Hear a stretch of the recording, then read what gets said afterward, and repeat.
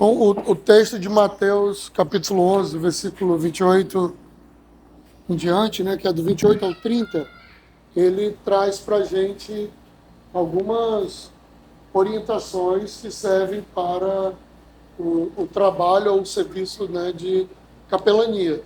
Lembrando que o serviço de capelania é aquele que presta assistência religiosa em ambientes de internação coletiva, né? Seja ele um abrigo, seja ele um presídio, seja ele um hospital, seja ele até escolas em regime de internato, né?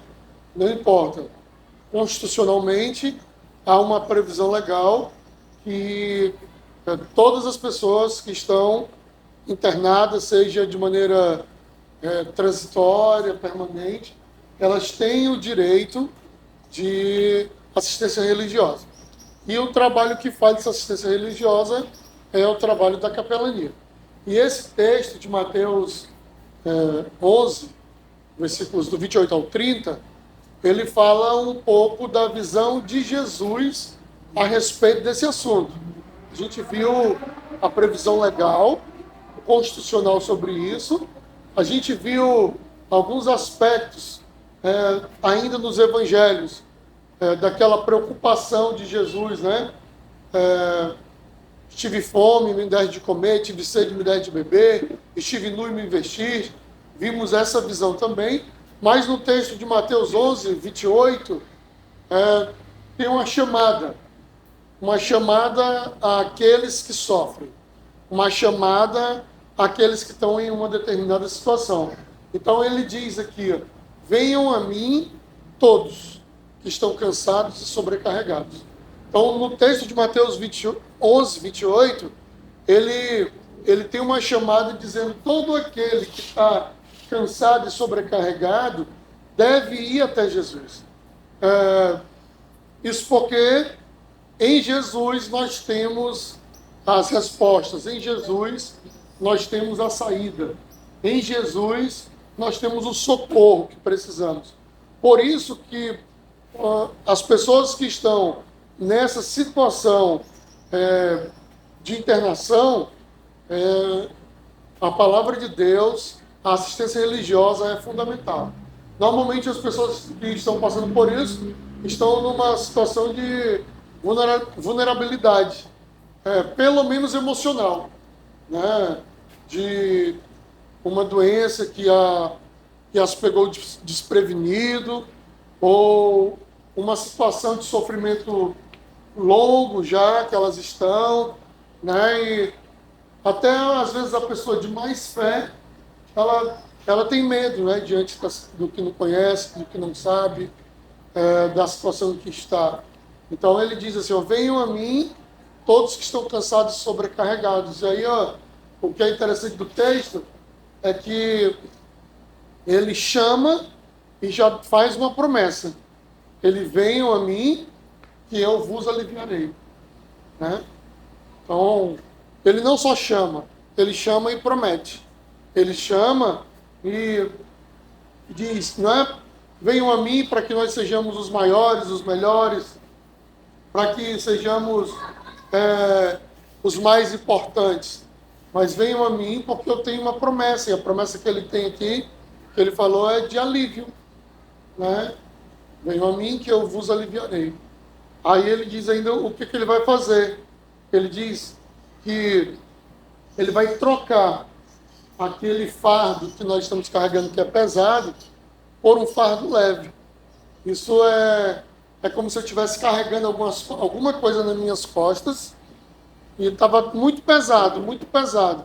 E de repente alguém troca aquilo que eu estava carregando, que era muito pesado, por algo que é leve. E é isso que ele diz. Ele fala, olha, venham a mim que eu vou aliviar vocês. Eu vou pegar esse fardo de vocês que é pesado e vocês vão estar com um fardo leve. E por que esse fardo leve, ou como é esse fardo leve que o Senhor tem, ou que Ele pode colocar nas nossas vidas? Nós temos aprendido que o Senhor é aquele que nos liberta. E Ele nos liberta de duas coisas. Durante o período da Páscoa, eu falei bastante isso para os irmãos. Ele nos liberta, primeiro, da lei do pecado. Então, nós somos libertos da lei do pecado.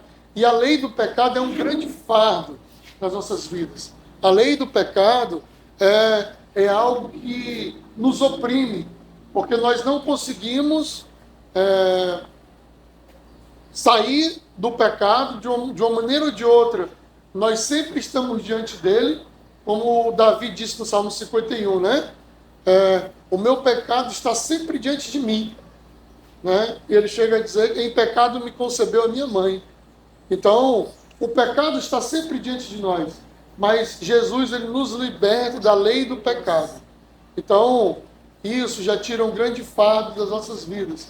E ele também nos liberta da morte eterna, não de uma morte, não de uma parcela da morte, mas ele nos liberta da morte eterna.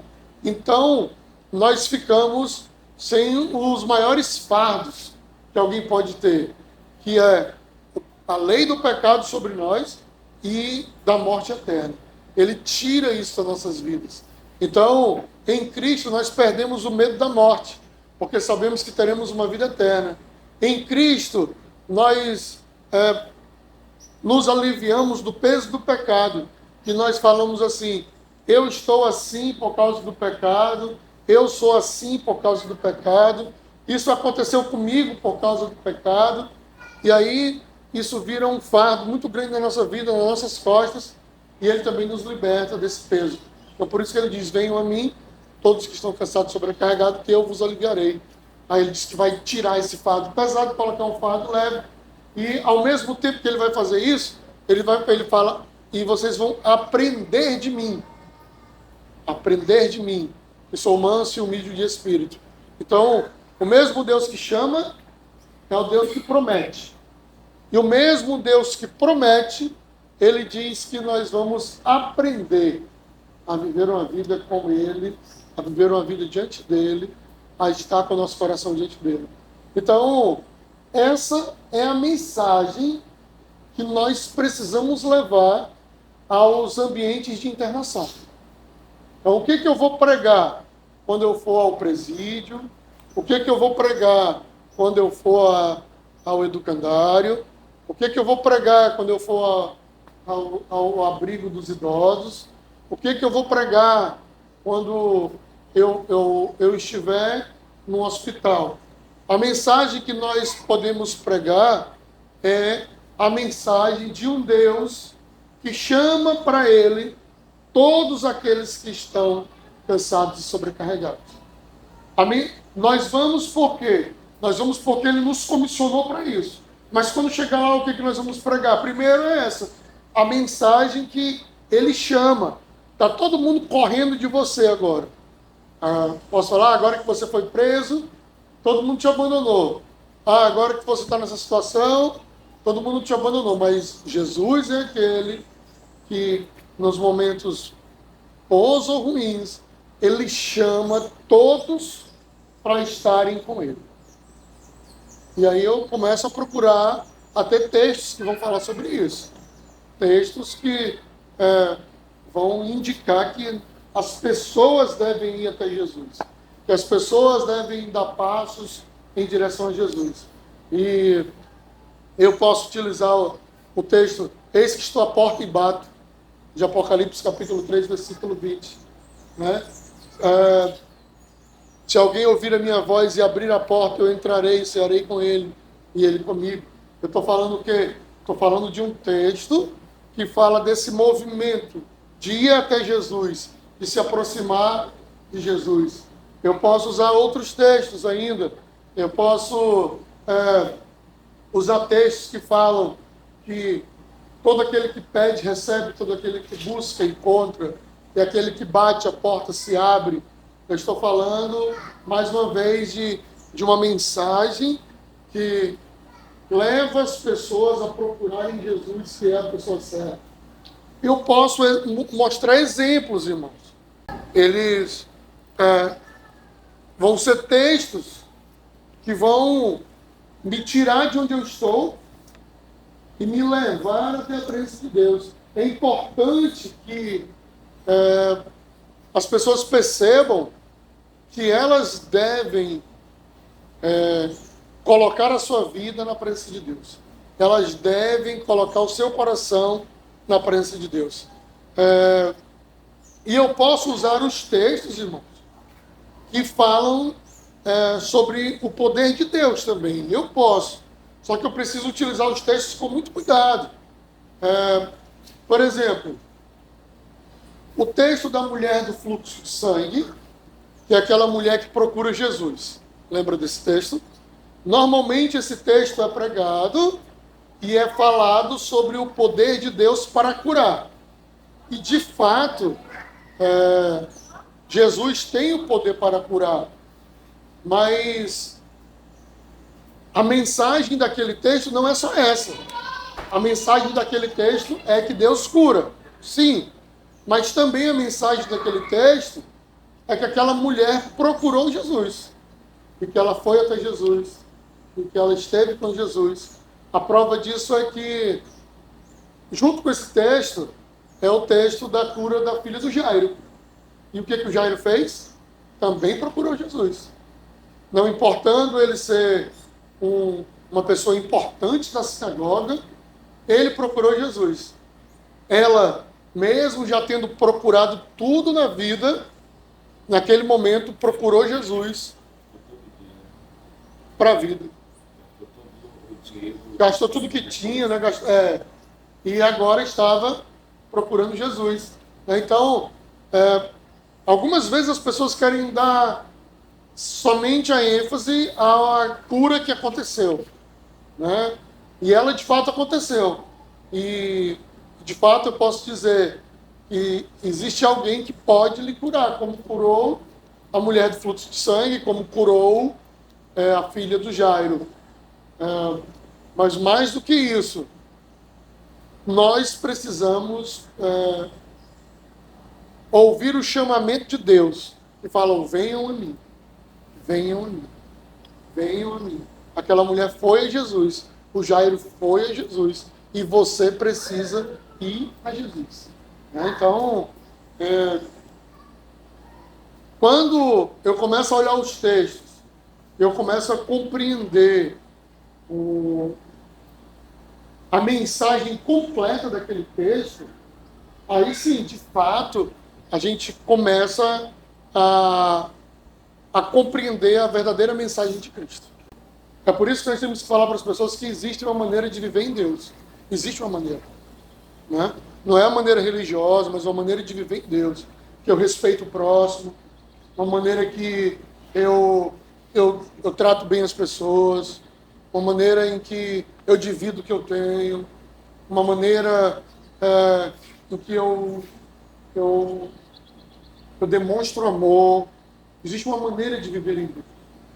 Então, essa é a principal mensagem que a gente prega nesses ambientes. Venham para Jesus, existem promessas, a principal delas é a vida eterna, e que existe uma maneira de viver em Deus.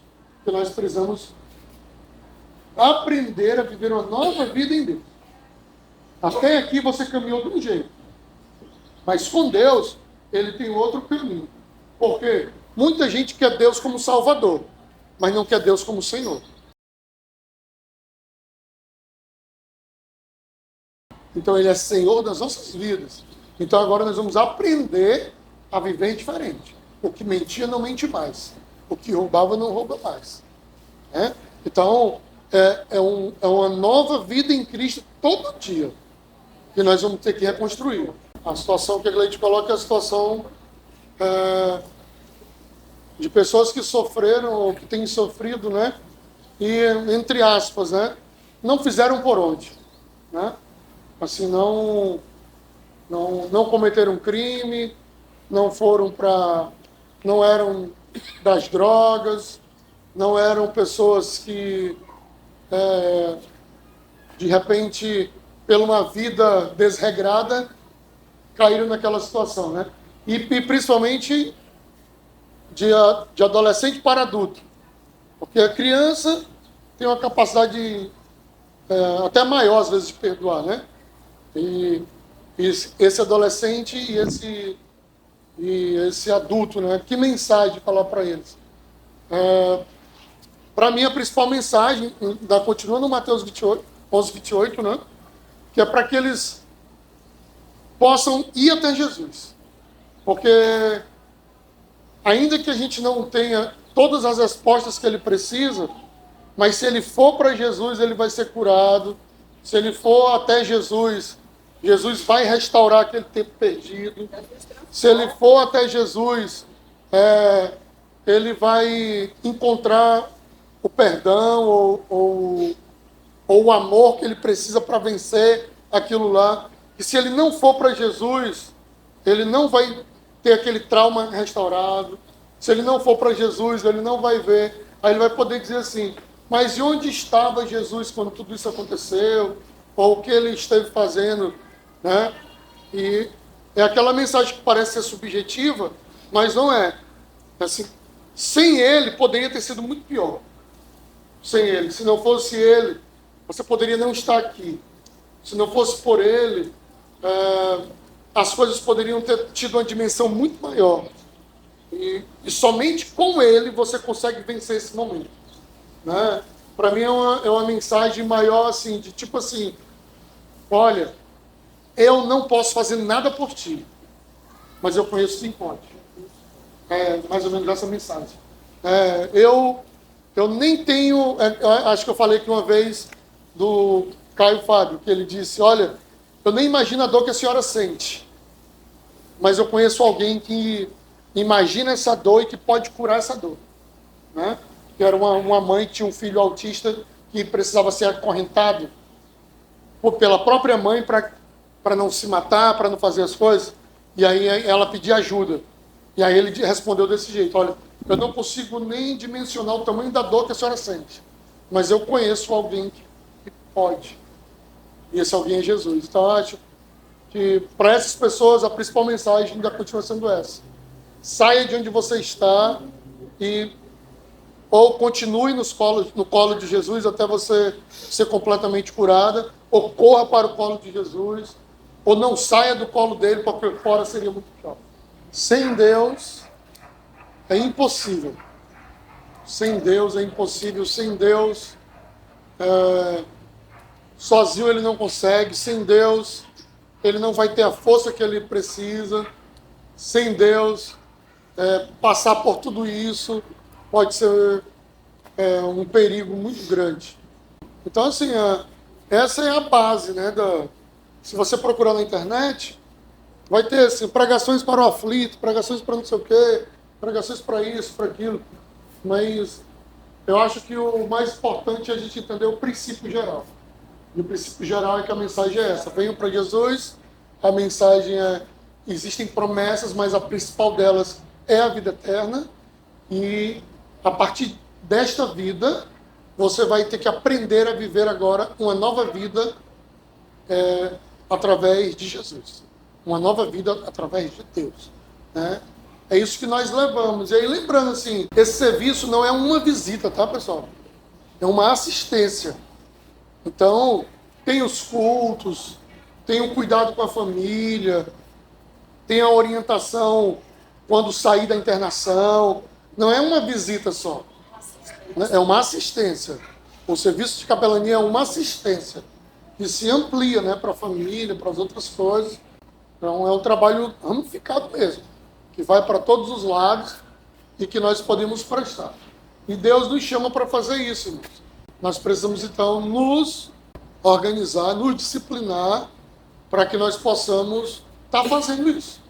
A igreja precisa ter projetos específicos, organizados, para promover isso para aqueles que precisam e para cumprir aquilo que Deus nos chama.